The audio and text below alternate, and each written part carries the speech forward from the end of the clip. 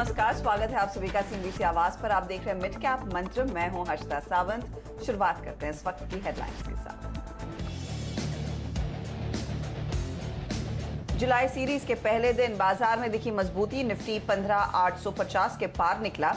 Nifty bank में 425 अंकों का उछाल, तो मिड कैप इंडेक्स में भी छाई हरियाली, 1% से ज्यादा चढ़ा। रशिया में मेटल पर एक्सपोर्ट टैक्स लगने से आज मेटल स्टॉक्स में दिखी तेजी। निफ्टी मेटल इंडेक्स 2% से ज्यादा उछला। इस हफ्ते टाटा स्टील, सेल, टाटा मेटालिक्स ने दिए 5 से 6% के रिटर्न।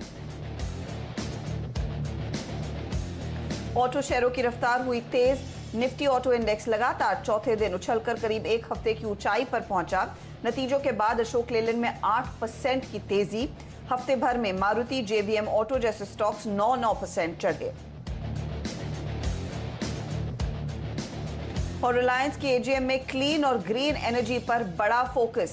3 साल में कंपनी करेगी 75,000 करोड़ रुपए का इन्वेस्टमेंट, 4 गीगा फैक्ट्री बनाएगी। आरआईएल के चेयरमैन मुकेश अंबानी बोले, भारत कोरोना को हराकर और मजबूत देश बनेगा।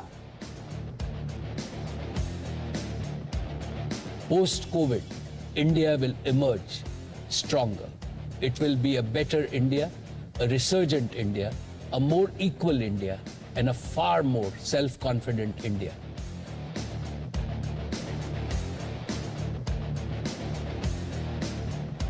और दुनिया के टॉप 10 रिटेलर्स में शुमार होगा रिलायंस रिटेल। एजीएम में चेयरमैन मुकेश अंबानी ने 5 साल में 3 गुना ग्रोथ का दिया भरोसा। कहा, मिलेंगे 10 लाख नए जॉब्स।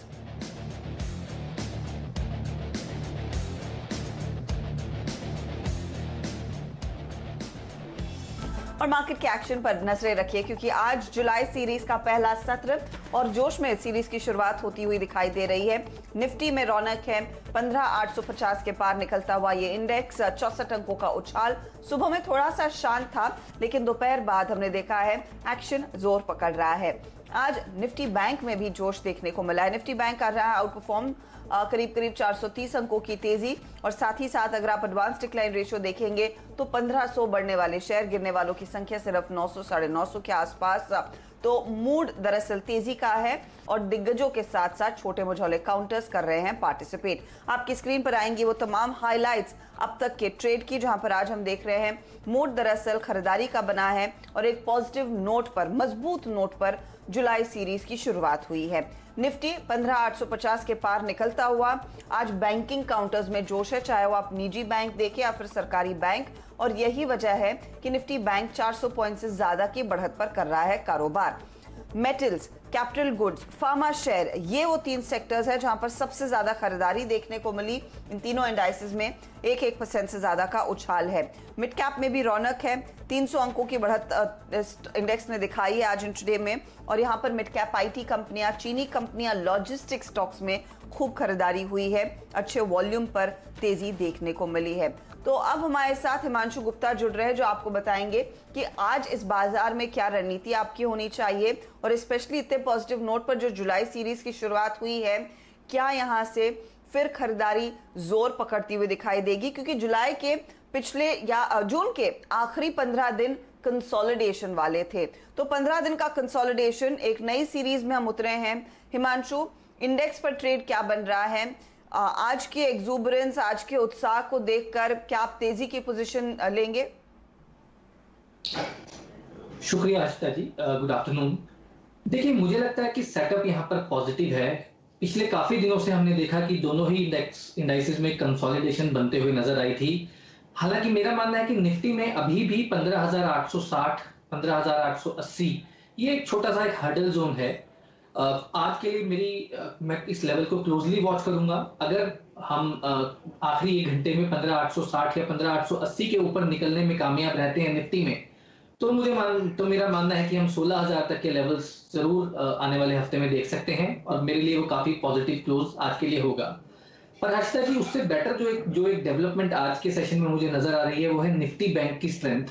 जिस हिसाब से 35,200 के ऊपर निफ्टी बैंक सस्टेन कर रहा है, इनफैक्ट 35,200 के ऊपर एक early inverted head and shoulder का ब्रेकआउट यहां पर होता हुआ नजर आ रहा है। और 35,200 के ऊपर का क्लोज निफ्टी बैंक के लिए काफी पॉजिटिव होगा मेरी नजर में। तो मुझे लगता है कि ट्रेड यहाँ पर अगर दोनों ही इंडेक्स में अगर प्रेफरेंस ढूंढनी हो कोई, तो वो निफ्टी बैंक में होनी चाहिए। 35,180, 35,200 अच्छे खरीदारी के जोन है। 35,050 का एक स्टॉप लॉस वहां पे लगाया जा सकता है। पहला टारगेट आज के लिए 35,400, उसके बाद 35,500 तक के टारगेट्स आते हुए यहाँ नजर आएंगे। और ऑल इन ऑल अगर 35,200, 35,300 के ऊपर की निफ्टी बैंक में क्लोजिंग देखने को मिलती है, तो मुझे लगता है अगले हफ्ते हम निफ्टी बैंक में 36,000 और उसके ऊपर भी लेवल्स हमको देखने को मिल सकते हैं। तो वहां पर मुझे लगता है कि नजर बनाकर रखनी चाहिए। तो 35,200 के ऊपर टिकना इंपॉर्टेंट है और 35,242 के लेवल्स इस समय देखे जा रहे हैं। टारगेट 36,000 का रहेगा, तो लॉन्ग की पोजीशन आप कैरी कर सकते हैं बेसिकली अगले हफ्ते में, अगर आप निफ्टी बैंक के ट्रेडर हैं। स्टॉक्स आपने कौन से चुने हैं इस घंटे के लिए जहां पर दाव खेला जा सकता है? जी हर्षदा जी, तो पहला स्टॉक एक बैंकिंग स्टॉक है जो मुझे पसंद है। लगभग 1 महीने की कंसोलिडेशन के बाद हर्षदा जी, यहाँ पर एक प्राइवेट सेक्टर बैंक है जिसमें एक्सिस बैंक की मैं बात कर रहा हूँ, जिसमें एक अच्छा ब्रेकआउट आज के सेशन में नजर आया है। मुझे लगता है कि जिस हिसाब से चार्ट फॉर्मेशन है और जिस हिसाब से स्टॉक पोजीशनड है, यहाँ पर एक बड़ी मूव एक्सिस बैंक में आते हुए नजर आ सकती है। तो करंट लेवल्स के आसपास मुझे लगता है कि एक्सिस बैंक में खरीदारी करके चलें। 740, 742 इसके नीचे का एक स्टॉप लॉस लगाएं। अपसाइड में यहाँ पर 780 का एक पहला टारगेट मैं देखता हूँ बहुत शॉर्ट टर्म में, और उसके बाद वो 800 रुपए तक का भी टारगेट यहाँ पर एक्सिस बैंक में आते हुए नजर आ सकता है। तो एक्सिस बैंक मुझे लगता है कि यहाँ पर निफ्टी बैंक में एक अच्छी पार्टिसिपेशन दिखा सकता है, जिस हिसाब से स्टॉक पोजीशन है, जिस हिसाब से ऑप्शन डेटा है। तो मेरी एक्सिस बैंक पहला मेरी पिक रहेगी। इसके अलावा दूसरा जो स्टॉक रहेगा वो रहेगा अपोलो हॉस्पिटल्स का। हमने देखा कि यहाँ पर आज मैनेजमेंट की कॉल के बाद स्ट्रॉन्ग एक परफॉर्मेंस, एक अच्छी रैली यहाँ पर नजर आई। स्टॉक ने ऑल टाइम हाईज बनाए, बहुत ही स्ट्रॉन्ग लॉन्ग बिल्डअप भी यहाँ पर ओआई का डेटा हमें इंडिकेट कर रहा है। मुझे लगता है अपोलो हॉस्पिटल यहाँ पर खरीदारी करके चले। मेरा ऐसा मानना है कि 3500 से 3520 तक के टारगेट्स अपोलो हॉस्पिटल में यहाँ पर आज के सेशन में आते हुए नजर आ सकते हैं। 3410 का एक यहाँ पर स्टॉप लॉस लगाया जा सकता है। और फाइनली जो एक स्टॉक मुझे पसंद है वो है निपॉन इंडिया, नैम इंडिया के नाम से जिसको हम जानते हैं। यहाँ पर भी मुझे लगता है कि आज एक खरीदारी होते हुए नजर आई है। लॉन्ग बिल्डअप यहाँ पर नजर आया है। स्टॉक ने 359, 360 का जो हर्डल था, काफी दिनों से यहाँ पर एक कंसोलिडेशन हो रही थी, यहाँ पर इस रेजिस्टेंस को पार किया है। तो मुझे लगता है कि नैम इंडिया में भी यहाँ पर खरीदारी करके चले। 374, 375 तक के टारगेट्स यहाँ पर आते हुए देखने को मिल सकते हैं। और एक बहुत छोटा स्टॉप लॉस 358 रुपए का लगाकर यहाँ पर तेजी की पोजीशन बनाई जा सकती है। तो चलिए 3 ट्रेड्स आपके सामने, अपोलो हॉस्पिटल्स, नैम इंडिया और ऑफ कोर्स दिग्गजों में एक्सिस बैंक में तेजी का ही कॉल इस समय आ रहा है। चलिए आपको बता दें इस बाजार में और कहां कुछ तेजी की पोजीशंस बनती दिखाई दी हैं। तो टेक्नोलॉजी कंपनियां रेडार पर रखिएगा। L&T टेक सर्विसेज के स्टॉक में आज हमने देखा है सुबह से ही अच्छी खासी रौनक। इसके बाद happiest mind, persistent systems, first source करीब 2.5 से 3% का उछाल ये काउंटर्स दिखा रहे हैं। दरअसल एक्सेंचर के नतीजे अच्छे आए, गाइडेंस इन्होंने फुल ईयर का बढ़ा दिया, 10 से 11% दिया है और इसी अपडेट ने दरअसल और नई जान डाली है इन मिड कैप आईटी कंपनियों में। दूसरी तरफ आप गौर करिए तो तेजी वाले ट्रेड्स में आज मेटल कंपनियां शामिल हैं। नाल्को के नतीजों का इंतजार है, उस पर हम डिटेल में बात करेंगे। दीपाली हमारे साथ जुड़ेंगी आगे, लेकिन नाल्को के साथ साथ सेल, टाटा मेटालिक्स, टाटा स्टील, लॉन्ग जैसी कंपनियों में तेजी। रशिया ने जो एक्सपोर्ट टैक्स लगाया है मेटल्स पर, उसका पूरा इम्पैक्ट अब बनता हुआ और बाजार यही अनुमान लगा रहा है कि प्राइसेस में और स्पाइक आएगा तो स्टॉक्स के लिए फायदा में होगा। साथ ही साथ आप देखिए कुछ और तेजी वाले ट्रेड्स में आज गेनर्स में गति शामिल है। गति में क्या बम्पर तेजी बनती दिखाई दी। अशोक लेलैंड के नतीजे बेहतर, कमेंट्री मजबूत, तो स्टॉक चला। अपोलो हॉस्पिटल्स कॉन कॉल के बाद और स्पेशली ये जो इनका ऑफलाइन फार्मेसी बिजनेस और ऑनलाइन बिजनेस में जो अगली पहल कंपनी करने वाली है, वहां पर बड़ा वैल्यू अनलॉक होने के आसार हैं। और अवध शुगर जैसे काउंटर्स भी है जहां पर तेजी। लेकिन लिस्टिंग जिन 2 कंपनियों की हुई और वो देखिए आज फिर रफ्तार पकड़ रहे हैं, और खासतौर से सोना कॉमस्टार या फिर सोना BLW का काउंटर देखिए आज 6.5% ऊपर 387 के लेवल्स पर और 390 के लेवल्स पर आ चुका है। शाम मेटालिक्स का ट्रेड, दोनों में तगड़े गेंस, तगड़ी तेजी बनती दिखाई दे रही है। तो हाँ, मूव अच्छा है, पॉजिटिव ट्रेड देखने को मिल रहा है। अच्छा, एक स्टॉक आपकी स्क्रीन पर लेकर आते हैं मुकुंद का शेयर, मुकुंद लिमिटेड 5% के अपर सर्किट पर मेरे ख्याल में बढ़ता हुआ दिखाई दे रहा था। ये थाने में 752 एकड़ में 752 करोड़ में, माफ कीजिएगा, 47 एकड़ जमीन ये बेचने वाले हैं। और ये खबर आ रही थी जब हम हेडलाइंस पढ़ रहे थे, तो स्टॉक में भी आज हमने देखा है थोड़ा सा एक्शन बना है, तेजी का अपर सर्किट पर आ गया, लेकिन खबर आ चुकी है, इसीलिए मैं आपके सामने पेश कर रही हूँ वो शेयर। खबर आने के साथ ही यहाँ पर स्पाइक बनता दिखाई दिया है।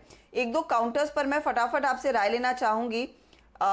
खासतौर से आप देखिएगा ये मेटल्स में जो रौनक है, नैल्को नतीजों का इंतजार, उसके पहले स्टॉक चला, सेल में तेजी। मिड कैप मेटल में आप क्या खरीदना चाहेंगे हिमांशु? जी देखिए, मुझे लगता है कि नेल्को में यहाँ पर चार्ट फॉर्मेशन काफी पॉजिटिव है। एक अच्छी कंसोलिडेशन स्टॉक ने दिखाई पिछले कुछ हफ्तों में, और अपने 50 दिन के मूविंग एवरेजेस के पास कंसोलिडेट होने के बाद नतीजों से पहले जिस हिसाब का चार्ट फॉर्मेशन है, मुझे लगता है कि यहाँ पर 75 रुपए तक के टारगेट्स नियर टर्म में आते हुए नजर आ सकते हैं। तो मुझे लगता है कि यहाँ पर करंट लेवल्स में भी नेल्को में खरीदारी की गुंजाइश है। 70.80 70 रुपए 80 पैसे के स्टॉप लॉस के साथ यहाँ पर खरीदारी करके चला जा सकता है। 75 रुपए तक के टारगेट्स यहाँ पर देखने को मिल सकते हैं। ओके, तो ये स्टॉक तेजी का रहेगा। अब क्या एक्सपेक्ट कर रहा है बाजार, उस पर हम बात करेंगे, लेकिन फिलहाल वक्त हो रहा है एक ब्रेक का। मार्केट में एक्शन भरपूर, एक दो काउंटर्स भी मैंने आइडेंटिफाई किए हैं जहां पर ट्रेड्स जोर पकड़ रहे हैं। डीएलएफ, बारबेक्यू नेशन, शालबी जैसे काउंटर्स हैं। समय होगा तो इन पर भी एक टेक चेक लेंगे आपके लिए। आप बने रहिए सीएनबीसी आवाज पर। और ब्रेक में जाते जाते मैं आपको याद दिला दूं कि money control pro top 20 global digital subscription services की रैंक में शामिल हो गई है। तो ये भी एक बड़ी प्राथमिकता है नेटवर्क 18 के लिए।